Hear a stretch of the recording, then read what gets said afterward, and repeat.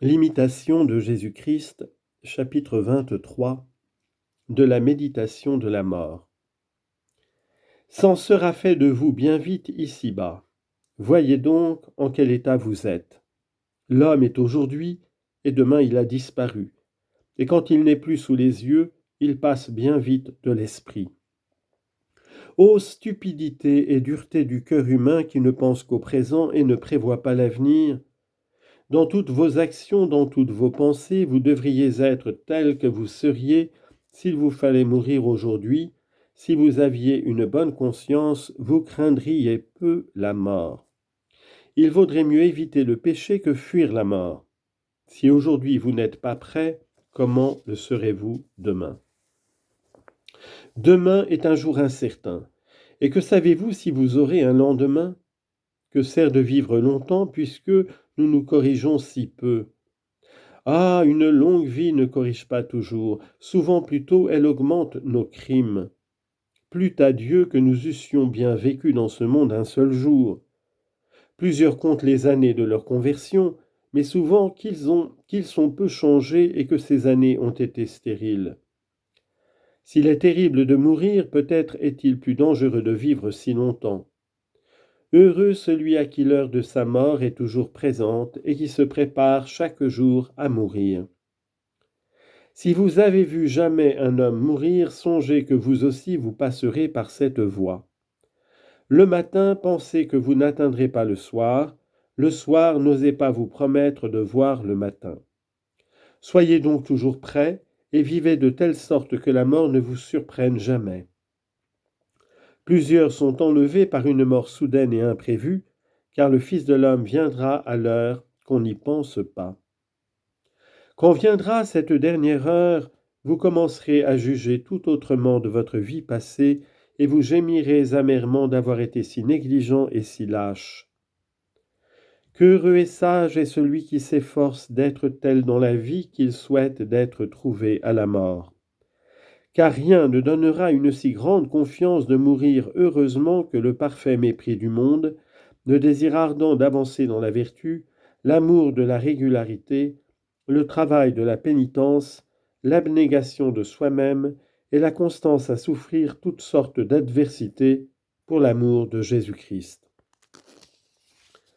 Vous pouvez faire beaucoup de bien tandis que vous êtes en santé, mais malade, je ne sais ce que vous pourrez. Il en est peu que la maladie rende meilleur, comme il en est peu qui se sanctifient par de fréquents pèlerinages. Ne comptez point sur vos amis ni sur vos proches, et ne différez point votre salut dans l'avenir, car les hommes vous oublieront plus vite que vous ne pensez. Il vaut mieux y pourvoir de bonheur et envoyer devant soi un peu de bien que d'espérer dans le secours des autres. Si vous n'avez maintenant aucun souci de vous-même, qui s'inquiétera de vous dans l'avenir? Maintenant le temps est d'un grand prix. Voici maintenant le temps propice, voici le jour du salut. Mais, ô douleur, que vous fassiez un si vain usage de ce qui pourrait vous servir à mériter de vivre éternellement. Viendra le temps où vous désirerez un seul jour, une seule heure pour purifier votre âme, et je ne sais si vous l'obtiendrez.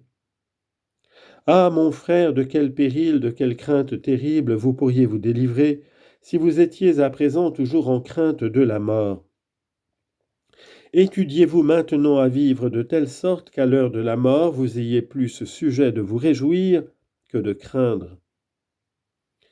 Apprenez maintenant à mourir au monde afin de commencer alors à vivre avec Jésus-Christ. Apprenez maintenant à tout mépriser afin de pouvoir alors librement aller à Jésus-Christ.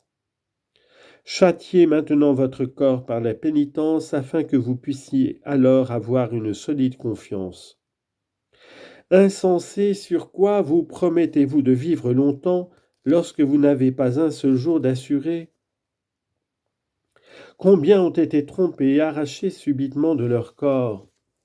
Combien de fois avez-vous entendu dire « cet homme a été tué d'un coup d'épée, celui-ci s'est noyé, celui-là s'est brisé en tombant d'un lieu élevé, l'un a expiré en mangeant, l'autre en jouant, l'un a péri par le feu, un autre par le fer, un autre par la peste, un autre par la main des voleurs. » Et ainsi la fin de tous, c'est la mort, et la vie des hommes passe comme l'ombre. Qui se souviendra de vous après votre mort, et qui priera pour vous?